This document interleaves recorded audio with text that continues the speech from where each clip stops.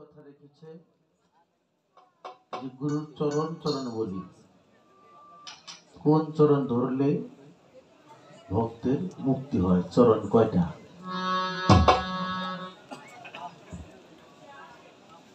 চেষ্টা করবো জবাব দেবা। 5টা চরণ।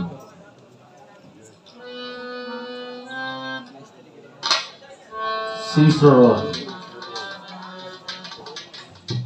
যুগল চরণ, অভয় চরণ, রাঙা চরণ আর হলো যুগল চরণ, শীতল চরণ। এই যে চরণ গুলা, এই চরণ গুলা কিন্তু আচরণে প্রাপ্তি হয়। শিষ্য এই গুরুর সাথে যে আচরণ গুলা করবে, আচরণের সাথে চরণ প্রাপ্তি হবে।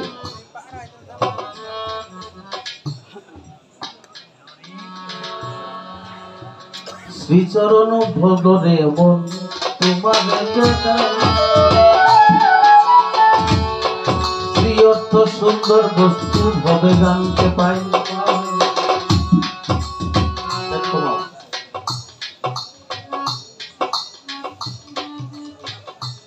একজন শিষ্যের কাছে, ভক্তের কাছে গুরুর চাইতে সুন্দর আর তো কেহ না।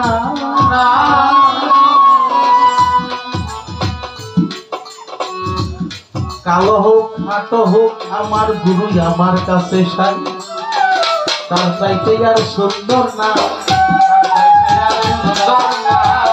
যে ভক্ত মনে মনে ভাবে তার গুরুর চাইতে সুন্দর না।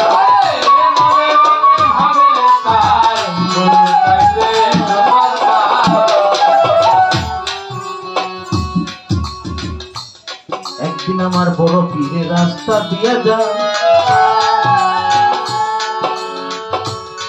কয়েক শত ভক্ত তাহার সাথে চইলা যায়। রাস্তার মধ্যে একটা ব্যক্তি কৃষি কাজে ছিল। কাফেলা দেইকা সেইজন বুঝিতে পারিল, এইটা হয়তো বড় পীরের কাফেলা হইবে। গামছা দিয়া আড়াল কইরা সে বসিয়াই আছে। বড় পীরের ভক্ত দেখা রাগ হইয়া যায়। আমার দয়ালকে দেখার জন্য হাজার হাজার মানুষ পাগল হইয়া যায়। এই বেটা নাফরমান, আমি তোমারে জানাই, আমার বড় পীরকে দেখার কি তোমার কোনো ইচ্ছা নাই? একজন মানুষ রাস্তার ধারে কৃষি কাজ করে, বড় পীরের ভক্ত খাবার দিয়ে ধরছে, পেটা আমার পীর যায় আর তুই তারে না দেখে গামছাতে আড়াল করে রাখিস, তুই কে? ধরিয়া বড় পীরের কাছে নিয়ে গেছে। বলছে বেয়াদবি করছে, আপনার দিকে তাকায় না, সে গামছাতে আড়াল করে রয়েছে। বড় পীর বলল, বাবা এই সময়ও তাকাইতেছে না, নিচের দিকে তাকাই দিচ্ছে। বলে, তোমার কি হয়েছে? তুমি আমার দিকে তাকাও না। আমার কথা শুনলে হাজার হাজার মানুষ চলে আসে। সেই ভক্ত বলতেছি, আপনাকে দেখতে কার মন না চায়? আপনি হলেন পীরের পীর, বড় পীর আব্দুল কাদের জিলানী। কিন্তু আমার মনের মধ্যে একটা কষ্ট, সেই কারণে আপনার কাছে আমি আপনার দিকে তাকাই নাই। আমার দয়াল আমার কাছে সবচাইতে বড়, আমার দয়াল আমার কাছে সবচাইতে শ্রেষ্ঠ। আপনার রূপ দেখা যদি আমার দয়ালকে আমি ভুলে যাই, এই জন্য আমি তাকাই। বাবা বিয়া বুকের মধ্যে নিয়ে কইল, বাবা রে তোর পীরকে আমি জানি না, আজকের থেকে তোরে ওলি বানাই দিলাম, তোর পীরকে ওলি বানাই দিলাম, তোর মতো একজন ভক্ত ছে বানাইতে পারছে। বাবা এটাই হলো শ্রীচরণ। শীতল চরণ বাবা শীতল ধরুন বক্ষে থাকে। এই যে মা খালার এখানে আসি, আমারও সন্তান আছে। একটা শিশু বাচ্চা যখন দুধ খায়, এই বাচ্চা কিন্তু তার মন ইচ্ছা মতো খেলা করে, কিন্তু যখন তার ক্ষুধা পায়, তার মায়েকে কাছে পাইতে মন চায়, তখন কিন্তু কান্না শুরু করে। তখন দাদিয়ে ফুফুয়ে খালায় কতদিন আদর করে, আমার সোনা মানি কত কিছু করে আদর করে, তার কান্না কোনোভাবেই থামে না। দূর থেকে মা জননী যখন এই কান্নাটা শুনে দৌড়ে আইসা সেই মানিককে বুকে নেয়, তার এই অমৃত সুধাখানা মুখে দেয়, দেওয়ার সাথে সাথে 1 সেকেন্ডের মধ্যে তার কান্না থেমে যায়। ইহাই হইল শীতল চরণ। আর একজন ভক্ত যদি কোনো মনে ব্যথা থাকে, গুরুর কাছে যখন গুরুর পায়ে পড়ে যায়, গুরু যদি ভালোবাসা তাকে একবার বুকে দেয়, সমস্ত ব্যথা বেদনা তার দূর হয়ে যায়।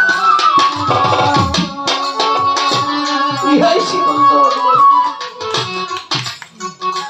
এই চরণ লালিয়ে বোঝেন যে হারাইছে সেই ধর্মে হারাইছে কেউ।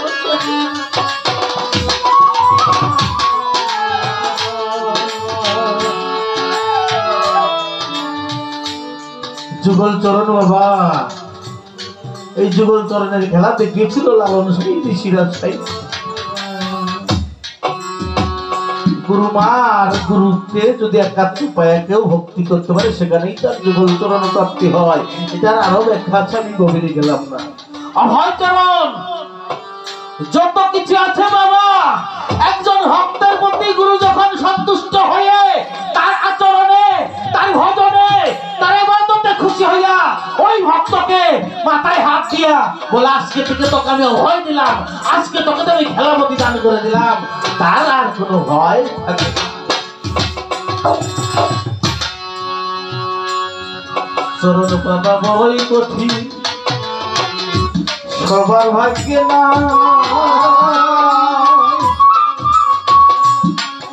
না জানি আছে কি কপালে জমে বলে। আমার পাওয়া হইল না রে, আমার পাওয়া হইল না রে, পাওয়া হইল না রে, আমার পাওয়া হইল না, আমার পাওয়া হইল না রে,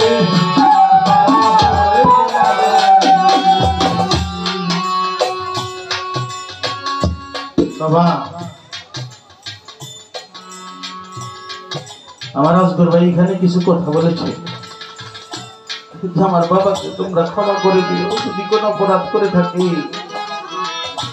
বাবার প্রতি কেমন প্রেম, 4টে ভাই একত্রিত হয়ে এই অনুষ্ঠানটা করতেছে।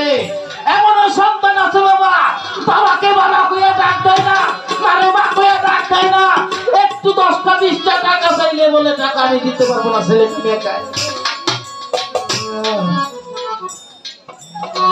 এই জন্য একজন গুরু মুর্শিদের পায়ে দিতে হয় সন্তানকে। যেই সন্তান গুরু মুর্শিদের পায়ে নেমে করে, সেই সন্তান পিতা মাতার সাথে বেয়াদবি করতে পারে।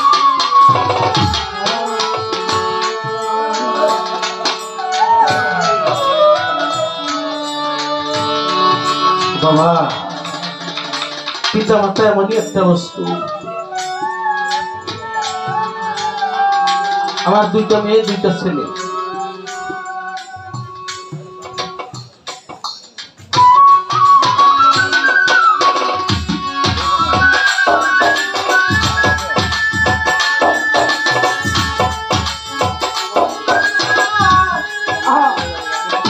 বাবা ইলিশের মৌসুম গেল, বড় 30 মাছ আছে।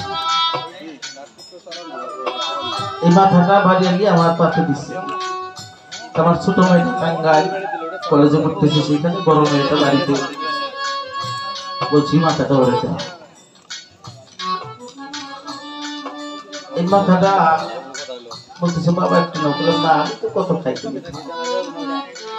আমার মেয়েটা কিন্তু অনার্স পাস করছে বাবা, মাস্টার্সে ভর্তি হয়েছে। সে তো ছোট না, এই মেয়েটা এই মাছটা খাচ্ছে আর 2 চোখের পানি পড়ছে। বললাম মা কাঁদো কেন?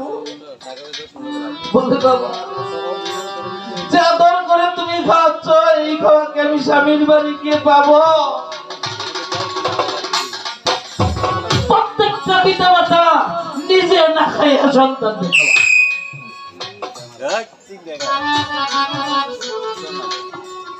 একজন মা বাবা যদি সেই দিন বুঝতে পারবে, একটা মায়ের যখন গর্ভে সন্তান আছে 1 মাস 2 মাস 3 মাস কিছু কিছু বুঝতে পারে না। আস্তে আস্তে যখন এই সন্তান মধ্যে আল্লাহ পাক রূহ উৎকার করে, বাচ্চাটা নড়াচড়া শুরু করে দেয়, মায়ে বাজার করে আনছে, বাবাই বাজারগুলা কুটাকুটি কইরা ময়লাগুলা ফেলতে যাবে, ওই বাচ্চাটা পেটের মধ্যে একটা হাত মোছার দিছে, বসার থেকে দাঁড়ায় গেছে, সহ্য করতে পারে না মা, তবু সহ্য করে আহা এই সন্তান আমাকে একটিবার মা ডাক দিবে।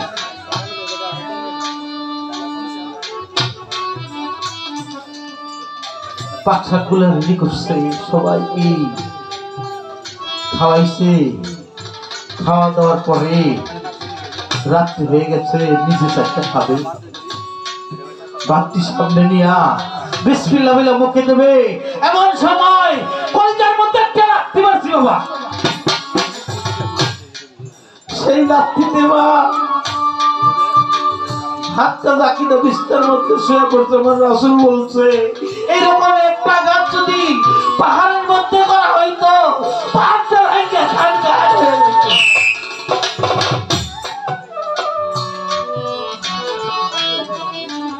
বিস্তার মধ্যে যে শুয়ে পড়ছে, বাবাই কয় তুমি খাইলে না? বলে আমি খাইলাম না। কেন খাইলাম না? তুমি যদি মা হইতা তাইলে বুঝতা, তুমি এখন বুঝবা। একটা সময় হয়ে গেছে, বাচ্চাটা হবে,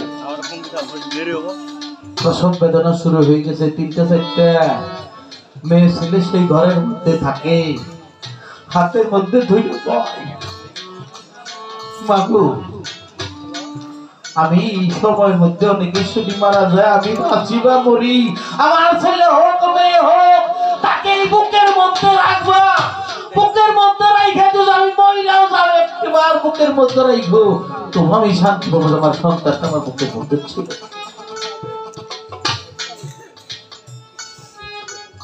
বাবা এই সন্তানটা যখন ভূমিষ্ঠ হয়,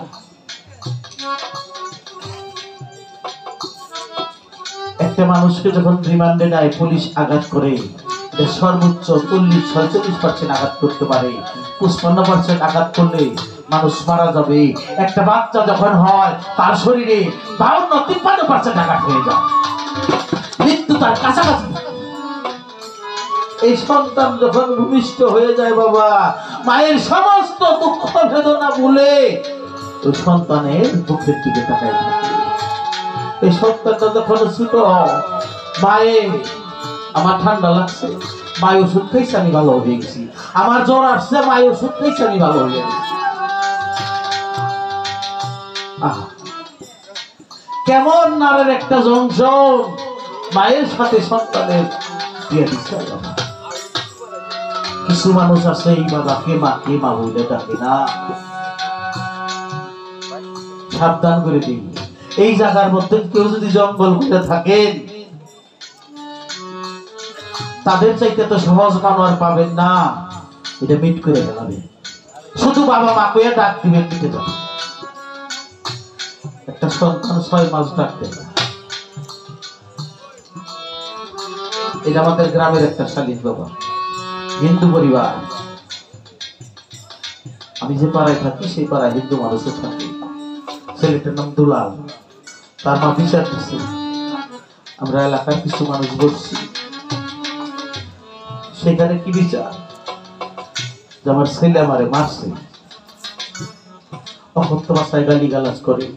সেই সালিশের মধ্যে একজন লোক ছিল, সে রাগান্বিত হইয়া তার ছেলের একটা চর মারছে। চর মারার সাথে সাথে ছেলেটারে বুকের মধ্যে ধরে কয় আমার সালিশ লাগবে না, আয় বাবা ঘরে আইসা বল। মায়ের সালিশ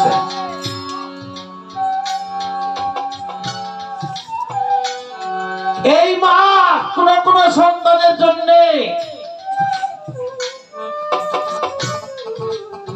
আল্লাহর কাছে ফরিয়াদ করে কখন একটা পরীক্ষা করবেন। আজকে যারা গান শুনতেছেন, যারা এই জিনিস জীবিত আছে, বেঁচে আছে, একটা পরীক্ষা করবেন। সকালবেলায় যাইয়া 200 টাকা একটা কাপড় কিনবেন, সবচাইতে কম দাম। আর নিজের হাতে একদিন একটু কুশল দিয়ে দেখবেন, সমস্ত শরীরে সাবান দিয়া যখন তার মাথায় এক বন্দি পানি ঢালবেন, এক মগ পানি ঢালবেন, তার চোখ দিয়ে আর এক মগ পানি পড়বে, বলবে মাওলা রে, এই আমার সন্তান, তার সমস্ত গুনাহ তুমি মাফ করে দিও।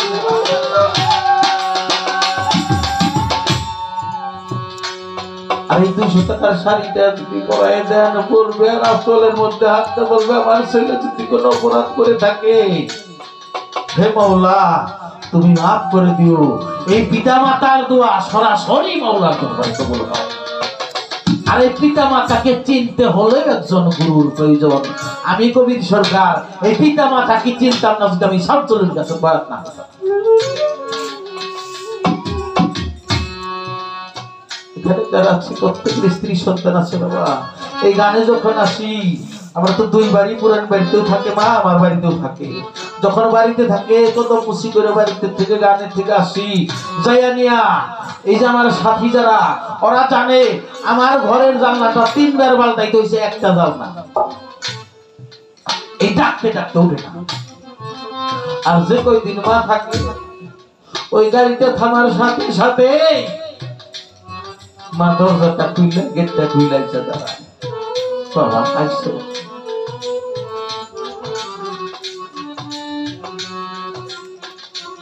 তাই মনে মনে চিন্তা করলাম, গানের থেকে যাব, যাওয়ার পরে এই পকেটের থেকে টাকা দেখবো কত টাকা হয়েছে।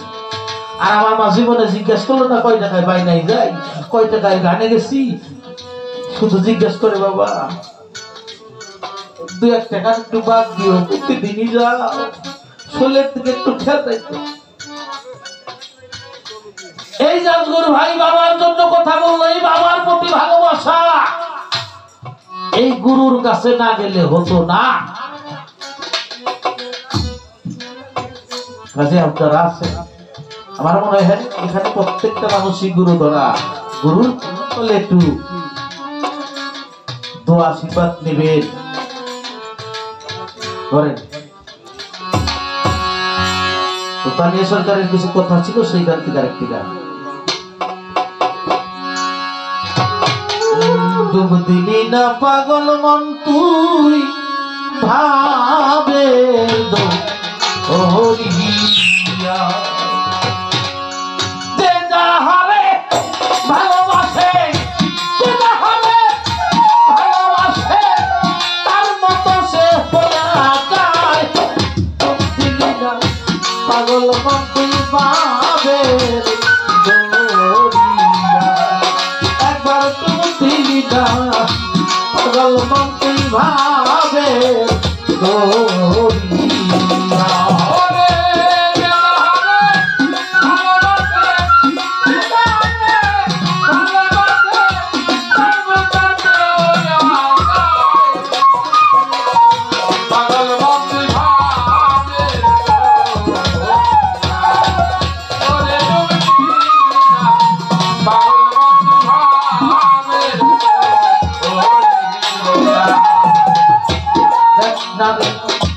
কুম্ভীরা পোকা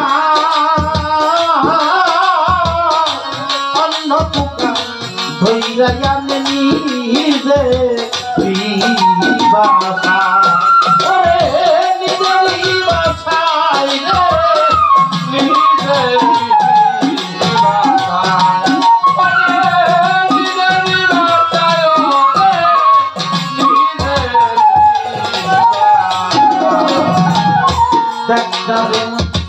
কুম্ভীরা পোকা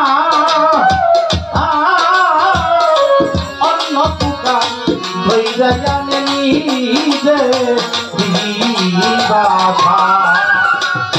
6 মাস কিংবা বছর পরে, 6 মাস কিংবা বছর পরে নিজের রূপ ধরাইয়া লয় ভাবে দরিয়া। তুমি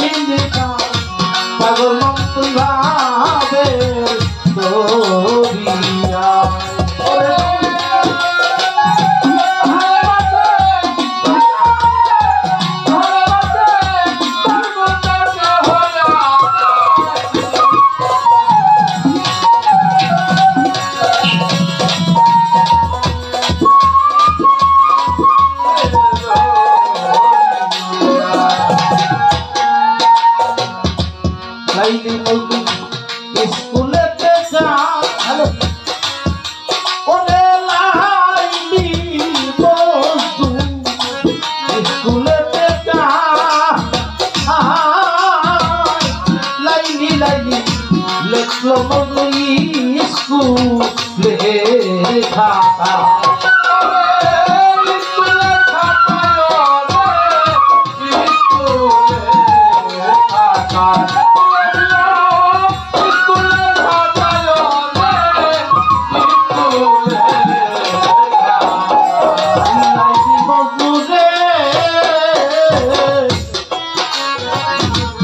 স্কুলেতে যা লাইনি লাইনি দেখলো বই স্কুলের খাতায় বাড়ি মানে মজদুরে যায়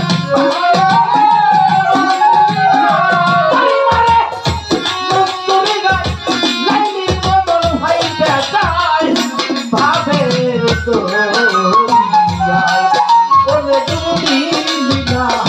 পাগল মন্ত্রী ভাবে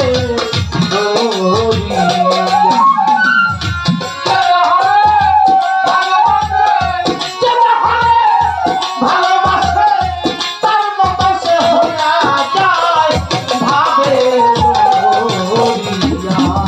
ওরে তুমি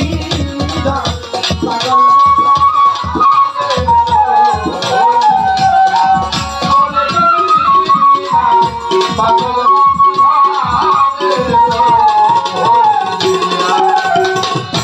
প্রেমিক ছিল দিদি জুলেখা 80 বছর তাই লই ইউসুফের আশা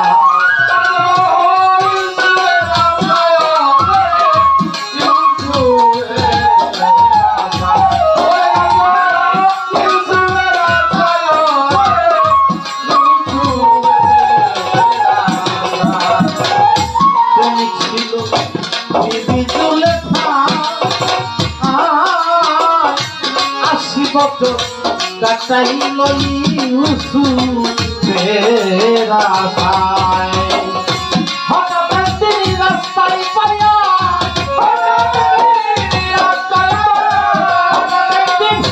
রাস্তায় পাইয়া পূর্ণ মন ফিরা পায় বাবের দরিয়া বলে তুমি দিল্লিটা পাগল মন্ত্রী ভাবে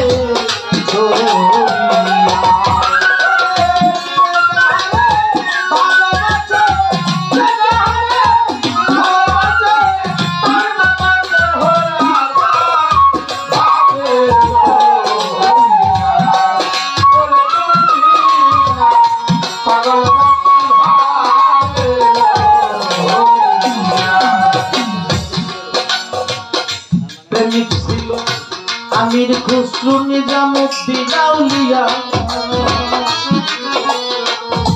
গুরুর রূপে রূপ মিশাইল কব রেতে যাইয়া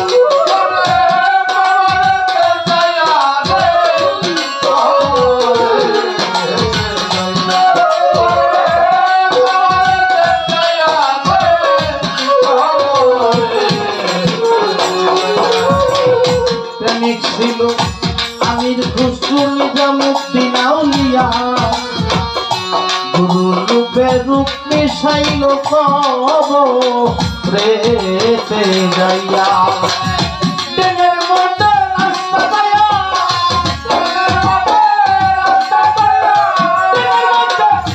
রাস্তা পাইয়া খরম লইয়া ঢুইকা যায় বাঁধের দরিয়া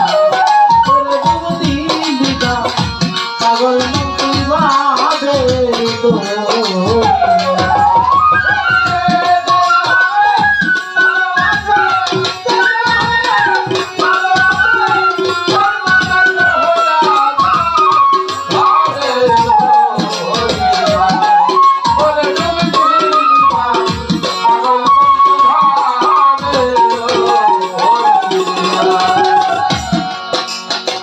তানিয়া সরকারের গানের মধ্যে বলছে প্রেম জানি না ভজন নেই তবু তোমাকে চাই গুরুকে পাইতে হলে নিজেকে নিঃস্ব করে দিতে হয় উজানের পীর দেলোয়ার সাইজি না তার একজন ভক্ত নাম হলো ছুলে। সুলেমান নাম মানুষ ছুলে করে ডাকে, পাগল পাগল চাই। তো 12টি বৎসর হয় গুরু বাড়ি যায় আসে, গুরু কোনদিন ভক্তের বাড়ি যায় না। ও মনে মনে কইছে এইবার যদি উরসের আগে দয়াল আমার বাড়ি না আসে উরসেই যাব না। দিলর সাইজে অন্তর্জামী যাই না বলছে, ভক্তদের বলছে চল সুলের বাড়ি বাড়িতে যাবো। একটা নৌকা নিয়ে 7-8 জন ভক্ত নিয়ে রওনা দিছে। সুলের বাড়িটা হলো নদীর পাড়ে। যখন নৌকাটা কাছাকাছি গেছে, সুলে গরুর জন্য ঘাস কাটতেছে, দেখে যে আমার দয়াল আসতেছে, দেখা আনন্দে খুশিতে আত্মহারা।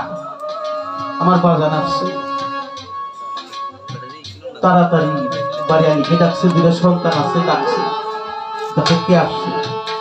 দয়ালকে নামাইয়া বসতে দিকে একটা বিছানাও নাই, গলার মধ্যে একটা উড়নাটা বিছিয়ে দিছে।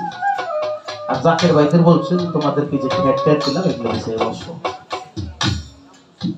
সকলেই বসছে, বলে তাড়াতাড়ি একটা সেবার আয়োজন করো, ডাইল ভাত পাকাইছে। বলে দয়াল সেবা নেই। বলে সুলে রে সেবা তো নিব, তোর এত অনুরাগ হইছে আমি তোর বাড়ি না আসলে তুই রসে যাবি না। পায়ের মধ্যে যেরকম বাবা বলছিলাম, তুই যেরকম আঘাত করে কথা বললি, তুই আমাকে কেমন ভালোবাসিস, কিরকম ভালোবাসিস। এই ছেলেরাই আমার সবকিছু দিয়ে ভালোবাসিস, তাই নাকি? এই যে ঘরটা আপনার, এই যে তোর স্ত্রী আপনি তো বিয়ে করাই দিচ্ছেন, এই যে সন্তান দুইটা আপনি তো দিচ্ছেন, গরু দুইটা সবই আপনার, তাই নাকি? ওই ভক্তরা খাওয়ার পরে বললো এই যে তাইলে ভালো করে বুঝিস, বুঝছি বাবা সব তোমার। ওই ছাপড়াটা ভাঙবো, 7-8 জন মানুষ 5 পালা দিনে ছাপড়া ভাঙতে ততক্ষণ ঠাস করে ভাঙতে নৌকার মধ্যে দেবে। মায়ের ডাক দিছে, মা নৌকার মধ্যে উঠে গেছে, নাকি দুটারও দায়িত্ব দিচ্ছে। বলে গরু দুইটা নৌকার মধ্যে উঠা, গরু দুইটাও নৌকার মধ্যে উঠেছে। বলে এখন নৌকা ছেড়ে চলে যাই গা, এগুলা তো আমার জিনিস আমি নিয়ে যাই। আস্তে আস্তে নৌকাটা পাইছে, আর সোলের চোখটা চোদ্দনি পানি করে। কিছু দূর যায়, সোলে জুড়ে জুড়ে হাঁটে। 50-60 দূরে যখন গেছে, ওই সুলে মাটির মধ্যে গোড়ায় আর কান্দে। অন্য ভক্তরা কয় বাবা পাগল মানুষ কইছে সব নিয়ে আসেন, এখন দেখেন সবকিছুর জন্য কেমন করে কান্দে, তাই নাকি? নৌকা ভিড়া, আবার নৌকাটা ভিড়েছে। বলে সুলে তুই না কইলি সব সব আমার, এখন 50-60 দূরে যাইতে পারি নাই, কাইন্ডা বুক বাজাই দিছিস। দৌড়ে যায় সুলে পায়ের মধ্যে ধইরা কয় বাবা আপনি কি ভাবছেন আমি এইগুলোর জন্য কাঁদতেছি? না, আমার মনের মধ্যে একটা বেদনা, আমার ভাঙ্গা পিঠটা আপনার নৌকার মধ্যে জায়গা হইল, আমার স্ত্রীর জায়গা হইল, আমার সন্তানের জায়গা হইল, এই অপরাধর এই গরুর জায়গা হইল, কিন্তু তোমার নৌকার মধ্যে আমার জায়গা হইল।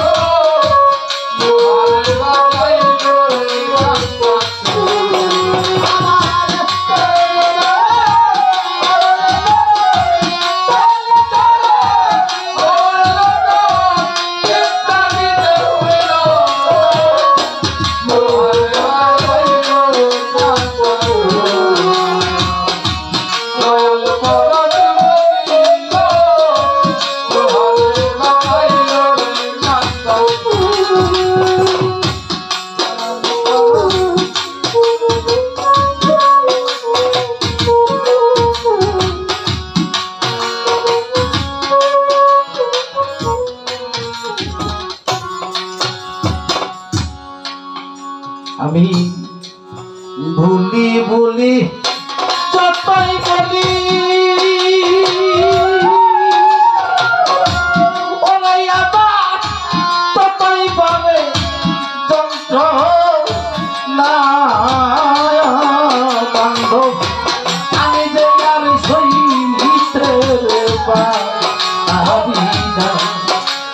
আরে ও দরদিয়া রে বান্ধব আমি দেয়ার সইতে রে বাড়ি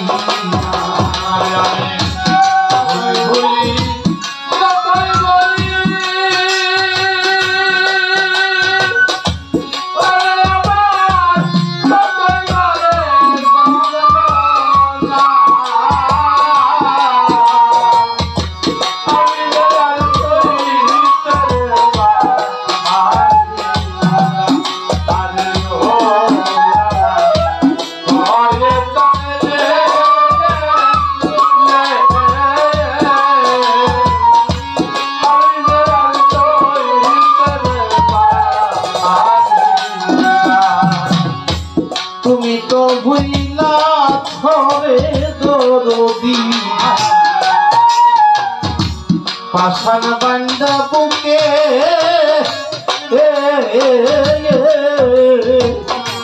তোমার চোখে আসে গাজল আমার দুঃখ দেখে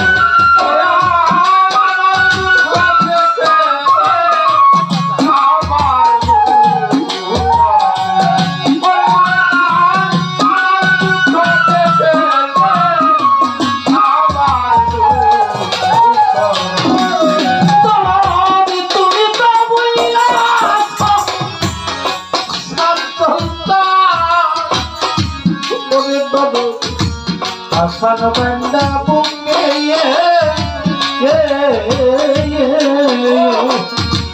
তোমার চোখে আসে গলা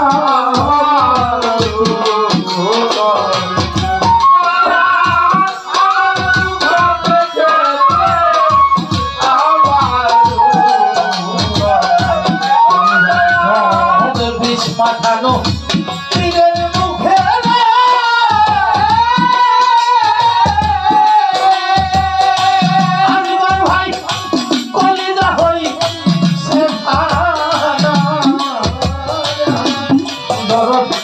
আমি দেয়ার সহিত রে পারি না আরে ও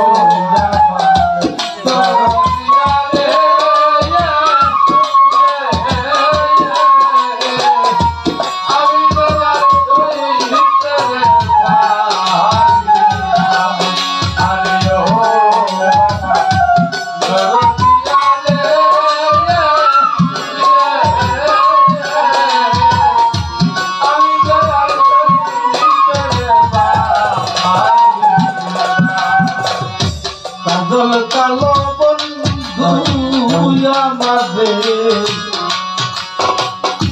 মিষ্টি মুখের কথা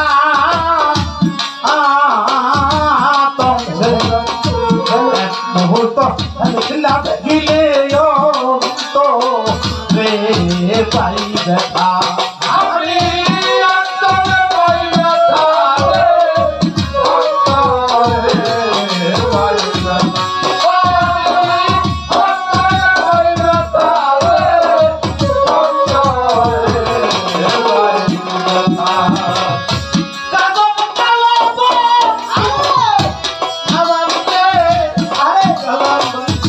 মিষ্টি মুখের কথা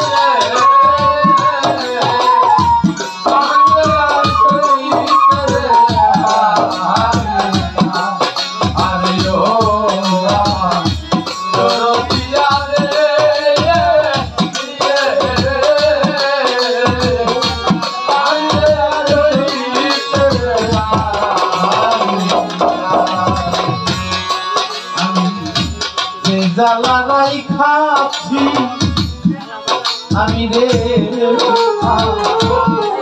আমার বুকেতে সাপাইয়া তোরা হইলে মূর্তি সখী দলিয়া আপুরিয়া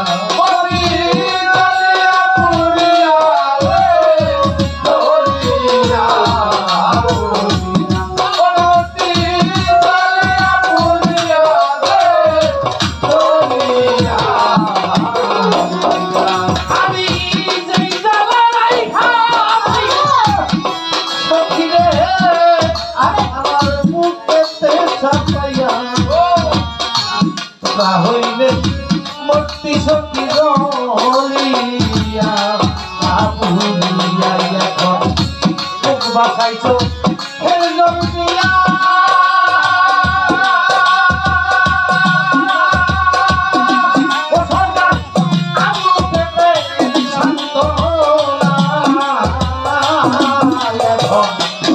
বাসাইছো